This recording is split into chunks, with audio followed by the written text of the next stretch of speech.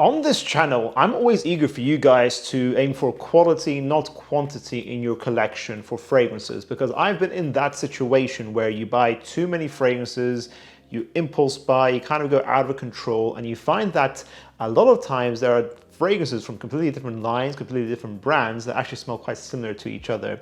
These are fragrances that aren't necessarily clones or even flankers per se. They're just fragrances that have a similar vibe, a similar feeling. You find that, hey, you have one fragrance that smells very similar to another, but you just pick one of them compared to the other. If you want to go for that certain fragrance family, that certain idea, and one of them just ends up gathering dust. So this video today, we've got 10 different fragrance pairings of fragrances that aren't clones, but just smell similar to each other in a way that if you were to own both in one of these pairs, you would just end up having one of them gather dust because you would just pick your favorite. So basically this video is me trying to get you to save money, buy one of each fragrance style, each fragrance vibe, and not have too many fragrances that just gather dust and don't really fulfill anything in your collection. Let's begin.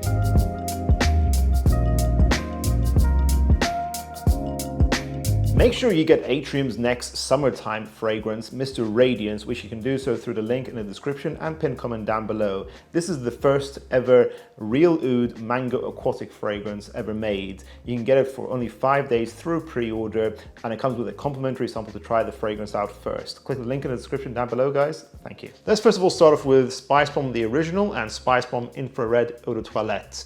Now the Spicebomb DNA is spicy, vanillic, tobacco's in there, and it's smooth, very mass appealing, a great beginner spicy DNA if you want something to wear as a cold weather signature. The original is a great and mass appealing, so is infrared, but they're very similar. Basically, do you want the original Spicebomb or the original Spicebomb with a few red fruits poured on top of there? So if you want a slightly red fruity kind of fragrance, let's say you want to add some cranberries or raspberries to your Spicebomb original, then get the infrared. If you don't care about that aspect, then get the original. I don't think you need to own both, although I do think both are great fragrances and they both have similar performance, around 6 to 8 hours, I'd say, for both of them. Chanel's Allure Homme Eau Extreme and Jean-Paul Gaultier's Le Beau Eau de Toilette. They both have a similar idea of being creamy tonka bean based fragrances that are clean, easy to wear every day, and both can be worn all year round. However, I feel like the Le Beau Eau de Toilette is just a more simplified coconut leaning version of Eau Extreme by Chanel Allure Homme Sport. And I think that Eau Extreme is the better version of Le Beau Eau de Toilette. That's why I always thought Le Beau Eau de Toilette was quite underwhelming. I think the flankers in that line later on are better, but I would say for now, Le Beau Eau de Toilette is the poor man's Chanel's Allure Homme Eau Extreme. So if you want a more boring, simplified version of something like Eau Extreme, then get Le Beau EDT. But then I think Le Beau Le Parfum is better, although I think it has similarities to Oud for Honor and Glory. So I like Le Beau Le Parfum better. It's a great flanker. It adds more character and interest to the original DNA, which is very simple. So this has more complexity with powdery notes like iris, has pineapple in there. It's a bit more thick, more woody, longer lasting, a more interesting signature in my opinion. But then Honor and Glory also is a signature fragrance that smells tropical because it has pineapple in there. It also smells powdery, I think probably from the cinnamon. I don't think they are clones at all, but I'd always say these give me very similar vibes, these fragrances. This is more masculine and a little bit longer lasting. This is more unisex, but I think this is better value for money. They're both not too expensive, but this is a great cheapie right here. Whilst this is more middle, Le Beau Le Parfum is more middle of the range in affordability. I think they're both great. I personally prefer Oud for Honor and Glory, but I will say overall just try both if you can and just pick one. I think they have similar vibes.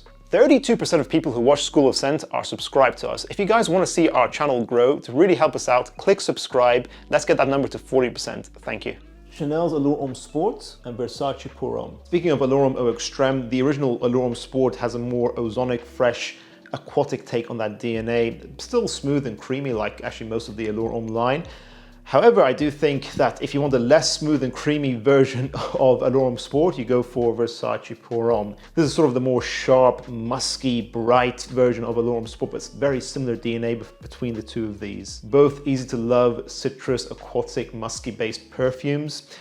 And overall, I do prefer Allure Homme Sport, but this is also good value for money. This is probably safer than Allure Homme Sport, probably because it's just easier to understand and it's got cheaper price tag as well, so it's easier to buy. You won't feel as bad buying it and knowing that it's not going to perform that well. But I think both of them don't perform amazingly. I think they're both probably average performance. I guess slightly better performance from Allure Sport. I think this is better, but it depends how much you're willing to spend for a DNA like this. And you notice that there's a big difference between Allure Sport Extreme and the original Allure Sport versus something like Spicebomb Original and Infrared Eau de Toilette.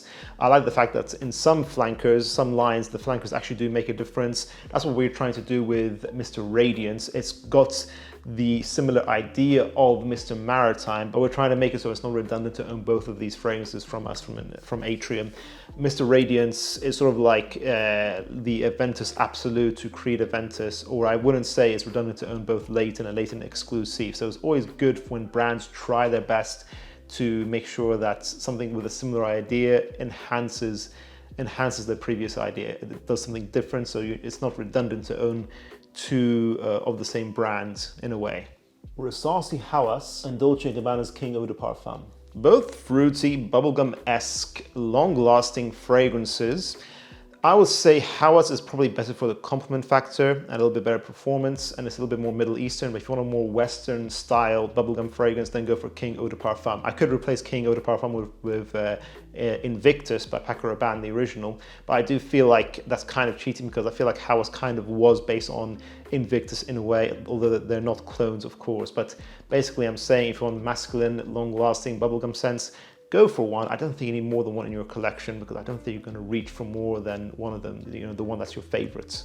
Another pairing is Amouage Reflection Man, the original, versus Gucci Guilty Elixir. Elixir was a fragrance release that came out recently, and I think it has a very similar feeling to the Reflection Man DNA. And I think all these fragrances, both of them actually have a similar feeling to the original Le Mal by Jean-Paul Gaultier, but it's kind of like they've taken this idea to a more niche level, very thick, heavy, woody, sweet vanillic fragrances, both Reflection Man and Gucci Guilty Elixir. I think Reflection Man is definitely a bit brighter overall. It's a bit more white floral focus, so it's better for the warm weather, whilst Gucci Guilty Elixir is definitely more thick, very long lasting, longer lasting than Reflection Man, the original.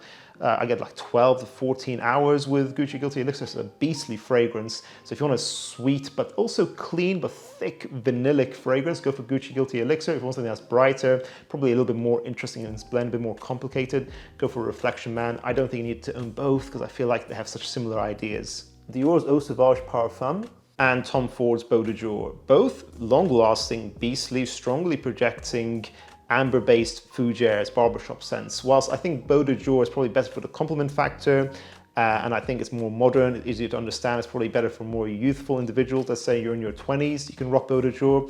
Eau Sauvage Parfum smells a little bit more mature. So if you're more of a mature gentleman looking for a fragrance, let's say from the ages of 35 and up, then I would say Eau Sauvage Parfum is more suited to you. I don't think you need to own both. Again, very similar ideas. Carrying on with Eau Sauvage, the Eau de Toilette, and Acqua di Parma's Colonia Essenza. Again, similar ideas. Although Eau Sauvage Eau de Toilette came out in the 60s, I think you can still rock it in modern times. I think it has a classical feeling to it. It's still a little bit timeless in my opinion. Very lemon focused, barbershop-esque, but more white floral focused, petit grain, musky, oak moss, bright, classical, still mature. Acqua di Parma Colonia Essenza, again, a very similar idea of all those notes, but it's a bit more thick, more musky and longer lasting, and it smells a little bit more modern. I think Eau Sauvage Eau de Toilette has a more interesting blend, but Acqua di Parma Colonia Essenza just feels like a more reliable fragrance to me. I think they're both fantastic. Either way, just choose one. We'll keep picking on Dior Ombre Nuit and Xerjoff's 40 Knots. You'll see that a lot of people who have reviewed either one of these fragrances can tell there's a similarity. I think they've both used very similar amber bases. So they're both amber-based fragrances, very similar molecules, probably quite expensive molecules, seeing as they're both high price tag scents. But Ombre Nuit then goes into a more unisex, soft, really beautiful rose and amber-based fragrance with a slightly peppery kick to it, whilst 40 Knots takes that same amber base, goes a bit more masculine, a little bit green, salty and woody and aquatic. So if you want a more masculine aquatic scent versus a floral rose and amber scent, you choose one or the other. I would say they're both great signatures. You can wear either one most of the year round, so they're both good value for money, but I don't think you need to own both. I just feel like, again, have such a similar base. There's definitely just a part of both of these fragrances that are very identical, almost identical. It's then just like the layers on top. Which layering do you choose? So I personally prefer 40 notes if you want something more masculine. And lastly, I will say Parfum de Marly's Ojan and Kilian's Angel Share. So again, not clones, but I feel like they have very similar vibes and you'd wear both in the exact same situations, probably cold weather, evening scenarios, maybe in the springtime also. They're both sweet, decadent, gourmand, thick, both beautiful fragrances, both really easy to love. Whilst they both have this sort of powdery cinnamon feeling that they both really lean into heavily. But then this gorgeous cinnamon gourmand-esque effect goes into two different directions. Angel Share goes into a more boozy praline effect, whilst Ojan goes more into this apple pie effect. Even though apple isn't listed as a note, it smells like a realistic apple pie to me. It really does. I don't know why the notes aren't listed there. But yeah, basically you choose one or the other. If one of the ideas sounds more interesting to you compared to the other, go for one. They're both expensive. They both achieve a very similar feeling and a similar wearability. I really don't think you need to own both. And that concludes today's video, guys. What are your thoughts on the pairings I've chosen today? Do you think that these pairings are redundant to own both of them, or do you agree or disagree? And also, guys, share some pairings that you think are not clones of each other but are similar in a way that it would be redundant to own both. If you guys want to see more parts of this series, let us know as well, guys. Thank you so much for watching. If you guys enjoyed this video, make sure to check out our previous video on redundant releases to own both of. I'll see you guys in the next one. Bye.